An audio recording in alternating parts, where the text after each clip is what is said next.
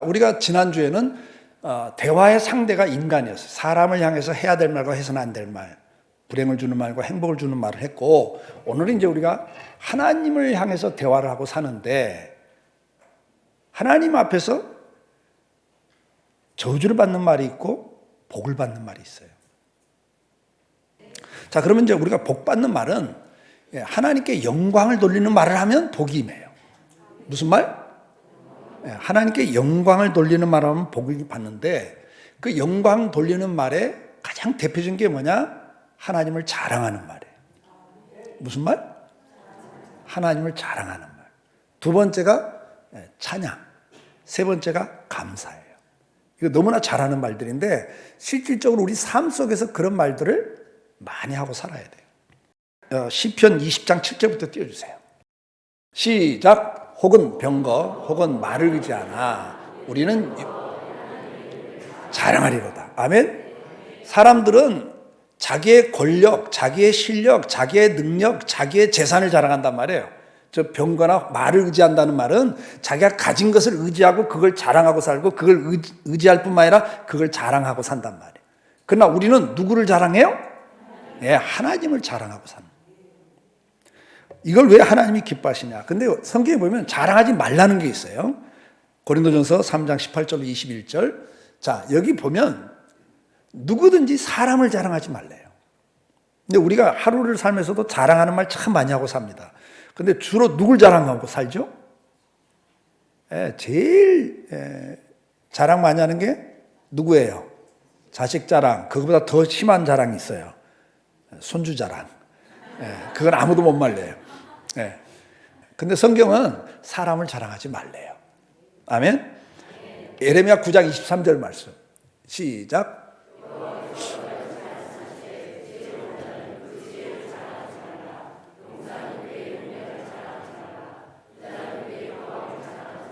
자기 실력, 능력, 가지고 있는 재산 이런 거 자랑하지 말래요. 근데 우리는 주로 자랑하면 이런 거 자랑해요. 그러니까 하나님 하지 말라는 걸 매일 하고 사니까 이게 말씀 불순종하고 있는 거죠. 자, 잠언 27장 1절 말씀. 시작.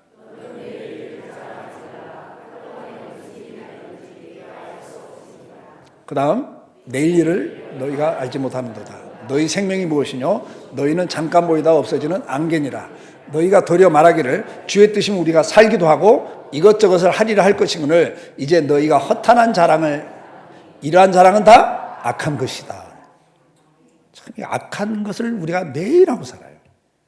그러니까 성경을 모르면 죄인지도 모르고 죄를 지니까 우리에게 오는 축복이 안 오는 거예요. 축복받을 일을 그렇게 해놓고 기도 많이 해놓고도 계속 일상적인 삶 속에서 말씀을 계속 불순종하고 악한 일을 하거든요. 계속. 그러니까 이걸 알으셔야 돼요. 에베소 2장 8절 9절 말씀. 여기 뭐 구원받은 것도 자랑하지 말래요. 여러분, 우리가 신앙생활 지금 이렇게 잘하고 은혜 가운데 있는 것도 자랑거리가 아니에요. 내가 신앙생활을 잘하고 있는 게 아니라 주님이 주신 뭐다? 은혜다, 그 말이에요. 믿으시면 아멘. 그래서 이런 것은 다 악한 거라고 그랬고, 그래서 이런 것을 하는 것은 하나님이 싫어하시고 진노하세요. 스바냐 3장 11절 말씀에 보면 자랑은 어떤 사람이 하느냐, 그 다음 구절 그냥 띄워주세요. 자랑은 누가 해요? 교만한 자가 자랑하는 거예요. 로마서 1장 28절로 30절 말씀에 보면 자랑은 하나님이 그 마음에 없는 사람, 하나님이 그를 버려버린 사람들, 이런 사람들의 특징이 이렇게 나오는데, 그 많은 특징 가운데 뭐를 해요? 교만한 자요, 자랑하는 자요. 그랬어요. 그러니까 자기를 자랑하는 자는 그 마음이 교만한 자예요. 하나님 그 마음이 없는 자예요. 하나님 버린 자예요. 요한일서 2장 16절 말씀 시작. 이는 세상에 있는 모든 것이 육신의 정욕과 안목의 정욕과 이생의 자랑이니 다 아버지께로 쫓아온 것이 아니요 세상으로 쫓아온 것이라. 우리가 이 세상에 살면서 가진 것을 자랑하는 것은 다 뭐라고요? 하나님으로부터 온 게 아니라 누구로부터 왔다고요? 세상을 쫓아왔다는 게 마귀로부터 왔다는 이야기예요. 그러니까 이런 자랑 하지 말라. 대신 우리가 자랑할 건 뭐라고요? 예레미야 9장 24절. 자랑하는 자는 이것으로 자랑할지니 곧 명철하여 나를 아는 것과 나 여호와는 인애와 공평과 정직을 땅에 행하는 자인 줄을 깨달은 것이라. 나는 이 일을 기뻐하노라 여호와의 말이니라. 아멘. 그러니까 하나님께서 앞에 거 자랑하지 말고 내 가진 실력, 능력, 뭐 지혜, 부함, 재산 이런 거 자랑하지 말고 뭘 자랑하고 살으래요? 내가 하나님에 대해서 깨달은 것, 하나님이 어떤 분이라는 걸 깨달은 거, 은혜 받은 이야기를 하라는 거예요. 내가 이 일을 기뻐하노라. 하나님이 그걸 기뻐하신대요. 믿으시면 아멘. 빌립보서 3장 3절은 누구 자랑하래요? 예수 자랑하래요. 그러니까 내가 하나님에 대해서 깨달은 거 예수님 자랑하래요. 갈라디아서 6장 14절에 보니까 십자가 자랑하래요. 믿으십니까? 고린도서 1장 14절 말씀 보니까 뭐라고 그랬어요? 바울이 우리를 아는 것 같이 우리 주 예수 나래 너희가 우리의 자랑이 되고 우리가 너희 자랑이 되는 것이라 그랬어요. 그러니까 바울이 뭐라고 하니까 내가 주님 앞에 서는 날 너희가 내 자랑거리야. 믿으시면 아멘. 그리고 내 자랑거리는 너희야 그래요. 그러니까 목회자와 성도 간의 관계가 뭐냐? 여러분 박성일 목사는 어디를 가면 누구 자랑할까? 강성교회 교인 자랑할까요? 아니요. 여러분 자랑하고 다녀요. 그리고 여러분도 누가 자랑거리요? 이철호 목사가 자랑거리예요? 그 정신 나간 사람이에요. 네. 여러분 담임 목사가 자랑거리인 거예요. 저는 여러분 이름도 몰라요. 내가 여러분에서 기도할까 안 할까?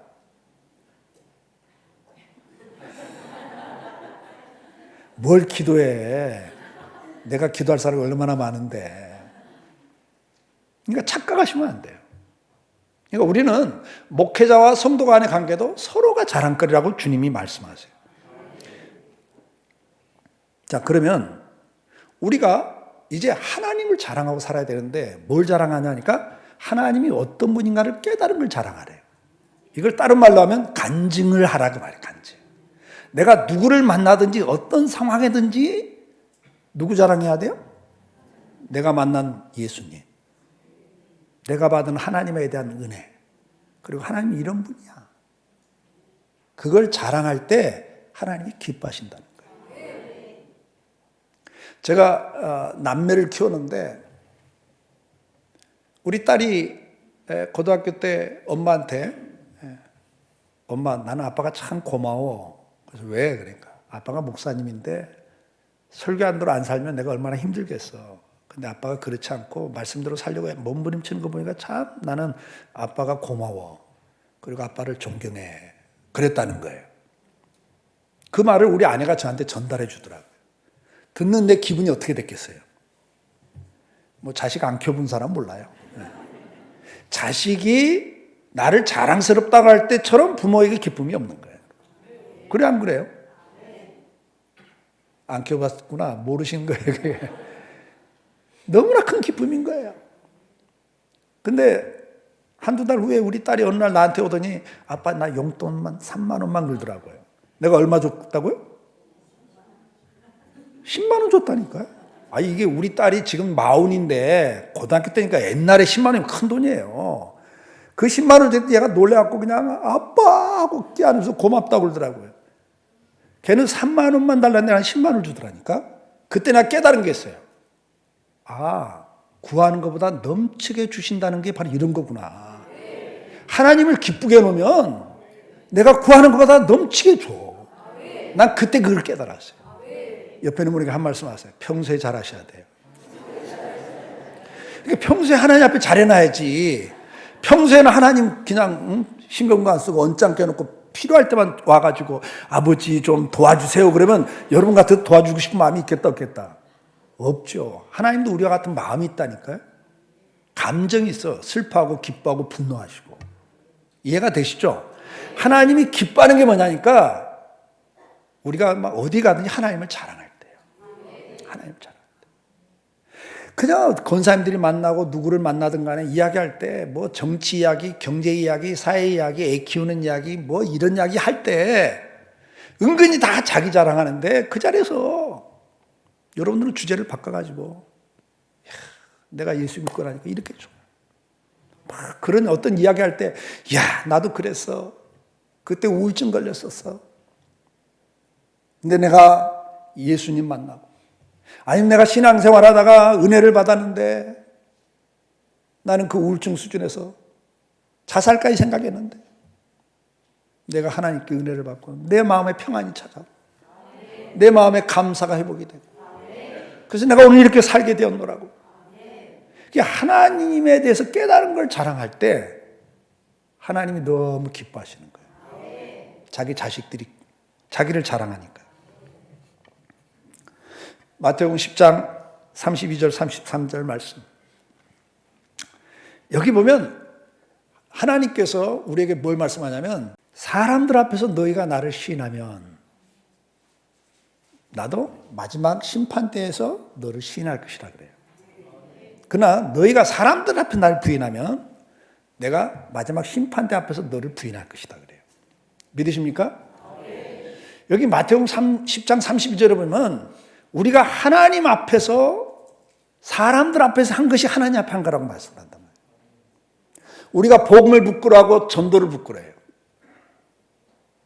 모든 공중의 권세와 악한 권세가 이 정치 시스템을 가지고 사회 시스템을 가지고 신앙을 핍박합니다. 어느 시대나. 문화를 가지고 핍박을 해요. 오늘날도 이 모든 방송 매체를 동원해서도 기독교를 부정적인 시각을 키워줍니다. 교회가 뭐 하나 잘못하면 그건 대서특별히 됩니다. 근데 불교계가 잘못한 건 그렇게 눈에 안 띕니다. 훨씬 불교계가 더 타락했는데도 기독교가 날마다 몰매를 맞습니다. 카톨릭은 타락 안 했나요? 거기도 수없는 비행들이 있어요. 근데 그건 별로 노출이 안 됩니다.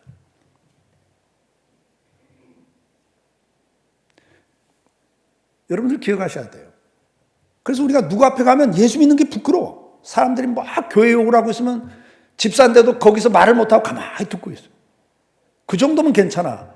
한마디 거들어. 내가 생각해도 요즘 교회 문제가 많아. 이러고 거들고 있어요. 그러면 그 말을 듣고 계시는 하나님 기분이 어떨까? 한번 생각을 바꿔보세요.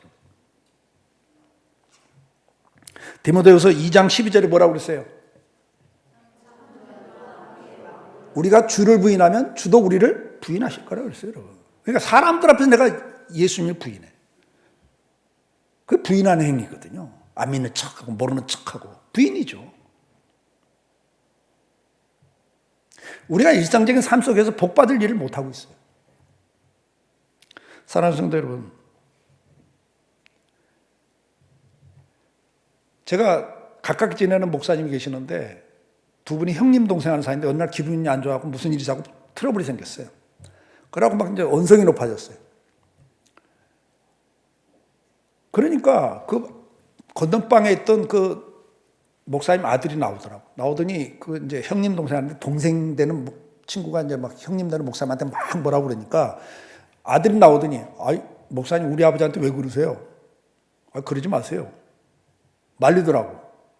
그러니까 이 자식이 어린 자식이 뭐 어른들 말씀하는데 왜 나서 아 그래도 우리 아버지한테 그러지 마세요. 그러더라고요. 근데 이 아들이 나오더니 아버지 내가 들어도 아버지가 잘못했어요. 멱살 잡혀도 당연해. 그 자식이 맞습니까? 안 맞습니까? 아니, 자식이 맞아야 안 맞아요. 그럼 자식이라면 그러면 안 되죠. 교회가 멱살 잡히고 하나님이 멱살 잡혔고 명예가 훼손되고 있는데도 같이 거들어. 내가 생각해도 맞다고. 맞는 말인 것 같지만 하나님은 듣는 하나님이 기분 나빠요. 왜? 부모 자녀 관계입니다. 하나님 여러분을 자녀로 생각하시거든요. 믿습니까? 기도할 때는 아버지 그러놓고 나가서는 아버지가 아니야. 나하고는 관계가 없어. 사람들 앞에서는. 그게 하나님 부인하는 행위입니다. 사람들 앞에서 하나님을 부끄러워하고 복음을 부끄러워하면 주님 말씀하잖아요. 너희가 사람들 앞에서 나와 내가 말한 복음을 부끄러워하면 나도 마지막 심판대 앞에서 너를 부끄러워할 것이다. 우리 어디를 가든지 하나님을 자랑하고 예수 자랑하고 십자가 자랑하고 교회 자랑하고 성도 자랑하는 성도가 되기를 축복합니다. 두 번째는 찬양하는 말입니다. 여러분 찬송에 대해서는 성경은 참 많은 말씀들을 합니다.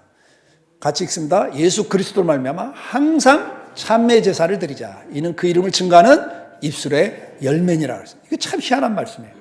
우리가 찬송을 하면 그것이 하나님을 이름을 드러내는 열매래. 입술의 열매래. 우리가 말로 하나님을 드러내는 행위가 뭐예요? 찬송이에요. 찬송. 여러분들이 찬송하고 있는 모습을 통해서 하나님을 드러내는 겁니다. 찬송은 우리가 마땅히 해야 될 본분이라고 성경은 말해요. 우리를 창조한 목적이 뭐냐? 찬송하기 위해서라고 에베소 1장 6절에 말씀을 해요. 여러분 찬송하라고 여러분을 만드셨대요. 하나님께 영광 돌리는 삶을 살라고 여러분을 만드셨대요. 이사야 43장 21절에 이 백성은 내가 나를 위하여 지은 나의 찬송을 부르게 하려 함이라. 믿으시길 바랍니다. 찬송은 뭐냐? 신앙 고백입니다. 여러분 찬송과 가사가 다 신앙 고백입니다. 여러분 마음으로 믿고 입으로 시인함으로 구원에 이른다고 그랬어요. 여러분이 마음으로 믿는 걸 입으로 시인하는 방법 중에 하나가 고백하는 것이 찬양입니다. 그래서 찬송은 다 그 가사가 시편이 다 신앙 고백이에요. 그래서 시편 69장 30절 31절 시작. 내가 노래로 하나님 이름을 찬송하며 감사함으로 하나님을 광대하시다 하리니 이것이 곧 뿔과 굽이 있는 황소를 드림보다 하나님을 더욱 기쁘시게 하면 될 것이라. 아멘. 소 한 마리가 얼마입니까 요즘? 정점하시는 분 안 계세요? 소 한 마리 얼마? 1,000만 원 정도. 그럼 여러분 찬송 한 번 하면 1,000만 원 헌금하는 것보다 더 기뻐하신다는 거예요. 이걸 모르니까 찬송을 안 하는 거죠. 제가 전번에 와서 그랬잖아요. 1357 하자. 하루 7번 찬양하자. 시편 160편 167절에 뭐라고 그랬어요? 주의 의로운 규례를 따라 내가 하루 7번 찬양하나이다. 주께 찬양하이다. 그러니까 구약시대부터 하루 7번 찬양하는 게 아예 규례라 그랬어요. 여러분 매일매일 찬송할 수 있기를 주 여러분 축복합니다. 찬송은 하나님이 기뻐하시는 거기 때문에 소 한 마리 바치는 것보다 더 기뻐하셔요. 그럼 어떻게 찬송하라고 그럽니까? 시편 108장 1절 어떻게 찬송하라고 그래요? 네, 마음을 다해 찬양하셔야 돼요. 찬송할 때는 마음을 다해서 찬양, 심령으로 서로 화답하고 마음으로 주께 노래하며 찬송하라고 그랬어요. 그 다음에 시편 149장 3절에 보니까 어떻게 찬송하라고 그랬어요? 손뼉 치면서 춤추면서 기쁨으로 찬양하래. 믿으시면 아멘. 네, 손뼉 치면서 춤추면서 찬양. 뭐 정말 여러분들 막 기쁠 때는 목소리가 어때요? 업이 돼갖고 막 큰 소리가 나오잖아요. 한국하고 일본하고 축구 경기했는데 우리나라가 슛골이 나면 어떻게 돼요? 그냥 그 동네 아파트가 들썩하고 그냥 난리가 납니다. 여러분 뭐 슛골이 좋네 이래요? 그런 사람 하나도 없어요. 그냥 슛골이 그리고 막 좋아서 난리치잖아요. 기쁠 때 그렇게 표현하는 거예요, 여러분. 그러니까 여러분 하나님을 찬양할 때는 최선을 다해서 마음을 다해서 큰 소리로 하나님을 찬양할 때 하나님이 그걸 소 한 마리 바친 것보다 더 기뻐하신다 그 말이에요. 시편 42장 11절 말씀. 항상 찬송하셔야 돼요. 낭망할 때도 어려울 때도 슬플 때도 괴로울 때도 짜증날 때도 찬송을 하셔야 돼요. 여러분 사도행전 16장 25절은 밤중에 바울과 실라가 기도하면서 하나님을 찬미했다 그랬어요. 여러분. 이 상황 아시잖아요. 실컷 두들겨 맞고 매 맞고 감옥에 갇혀 있는 상황이에요. 저 같았으면 이 시간에 찬송이 안 나올 것 같아. 감사가 안 나올 것 같아. 근데 바울은 이 시간에도 감사하고 찬송을 하고 있어요. 그건 제가 조금 이따 설명해 드릴게요. 그 이유가 있어요. 자, 찬송은 항상 해야 돼요. 어떤 상황에서도 찬송하고 평생 해야 돼요. 믿으시면 아멘. 그럴 때 하나님이 여러분을 기뻐하시고 축복이 그냥 따라 들어와요. 그럼 우리가 이 찬양을 이제 어떻게 해야 되는 것까지 다 들었어요. 이제 여러분들 짬만 나면 찬송을 하세요. 그냥 한 곡을 선곡해서 계속 반복적으로 하셨대요. 그냥 일주일은 내가 이 곡이다. 이번 주일날 찬송하는데 이 찬송이 은혜가 됐다. 그러면 그냥 그 찬송 가지고 일주일 동안 계속 흥얼거리고 다니세요. 근데 그 흥얼거릴 때 성령이 들으시고 하나님이 들으시고 임재하시고 역사하십니다. 그 역사하는 건 제가 조금 이따 설명할게요. 세 번째는 감사하는 말이에요. 무슨 말? 감사. 이건 너무나 잘 아는 거예요. 시편 50장 23절에 보니까 감사는 뭐 하는 말이라고 그랬어요? 하나님께 영광을 돌리는 말입니다. 믿으시면 아멘. 자, 하나님께 영광을 돌리는 게 이게 감사로 제사를 드린다는 건 감사가 제사예요. 근데 이 감사를 드리면 그걸 하나님을 영화롭게 하는 거래요. 그것이 뭐라고 했어요? 그 행위를 옳게 하는 거래요. 우리의 본분이다 그 말이에요. 그렇기 때문에 하나님께서는 어떻게 하냐? 그 감사하는 자를 필요할 때 구해 주신대요. 이게 복 받는 말이에요. 그래서 그러니까 감사를 평소에 해놓으면 내가 어려움을 겪을 때 하나님이 구원해 주세요. 시편 44장 8절에 보면 감사는 어떤 말이냐? 하나님을 자랑하는 말이에요. 아멘? 그래서 하나님을 선포하는 거고 만민 중에 알게 하는 거예요. 왜냐하면 말이죠. 사람들이 여러분을 다 지켜보고 있거든요. 친구들이, 이웃들이 다 여러분들 사는 걸 보고 있어요. 근데 예를 들어서 뭐 사업이 부도나가지고 정말 어떤 사람 같으면 자살하거든요. 그런 상황에. 완전히 밑바닥이 되고 정말 어떻게 피할 길도 없고 방법이 없는 절망적인 상황에서 주저앉을 수밖에 없는데 거기서 찬송하고 있어요. 성도는. 거기서 감사하고 있단 말이죠. 그럼 사람들이 볼 때 저거 정상이다 비정상이다? 비정상이죠. 저게 너무 큰 충격을 받았고 약간 맛이 갔나? 그런 생각을 할 수도 있는 거예요. 가까운 사람들은. 그런데 계속 지켜보니까 그게 한 번이 아니라 계속 감사하고 있어요. 찬송하고 있어요. 어떻게 저럴 수 있지? 그러니까 뭐 때문에? 하나님이 나와 함께하고 계신다. 하나님이 나와 함께하고 계시고 하나님 나를 도와주시고 결과적으로 넉넉히 이기게 하시고 합력하여 선을 이루신다. 말씀을 붙잡고 믿음 안에서 담대하게 선포하고 나가는 걸 보니까 야, 저런 능력 있는 거라면 예수 믿을 만하네. 사랑하는 여러분, 우리가 감사하는 말을 하는 건 하나님께 보답하는 겁니다. 감사함으로 하나님 보답하는 거예요. 데살로니가서 5장 18절 말씀 같이 읽어볼까요? 범사에 감사하라. 이는 그리스도 예수 안에서 너희를 향하신 하나님의 뜻이니라. 아멘? 그럼 우리가 감사 못하는 이유가 뭐냐 이거죠. 감사를 못하는 이유는 로마서 1장 21절에 보니까 타락한 결과 감사가 안 나와요. 디모데후서 3장 2절에 보면 말세의 특징이라고 했어요. 말세의 특징 가운데 하나가 감사하지 않는 거예요. 골로새서 2장 7절에 보면 믿음이 약한 결과라 그래요. 믿음에 굳게 서서 감사함을 넘치게 하라. 그러니까 믿음에 굳게 서지 않으면 감사가 안 나온단 말이죠. 자, 그러면 우리가 뭘 감사하고 살아야 될까요? 무진장 많아요. 로마서 6장 17절 구원받음에 대해서 여러분 감사하고 사십시오. 고린도전서 1장 4절을 말씀해 보면 무엇에 대해서 감사라고 그랬어요?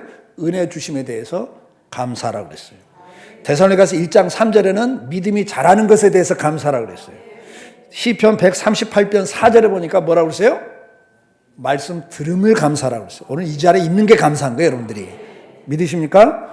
고린도서 2장 14절에 보니까 우리가 승리하고 살 수 있도록 능력 주신 거 감사하래요. 디모데전서 1장 12절 직분 주신 거 감사하래요. 나 같은 사람을 충성 때 여겨 직분 주셨대요. 시편 136편 5절 9절에 보니까 자연 주심에 대해서 감사하래요. 오늘 이 땅에 자연을 주신 거. 시편 136편 25절에 보니까 먹을 것 주신 거 감사하래요. 이사야 38장 19절에는 살아있음에 대해서 감사하고 시편 139장 14절에는 나의 모습에 대해서 감사하래요. 아멘? 옆에 있는 사람 한번 쳐다보세요. 어떻게 생겼어요? 신명막치가 돼. 성경은 옆에 있는 거 보니까 신명막치가 생겼죠. 전혀 실감을 못 하시는데 여러분 잘 보세요. 얼마나 신명막치게요.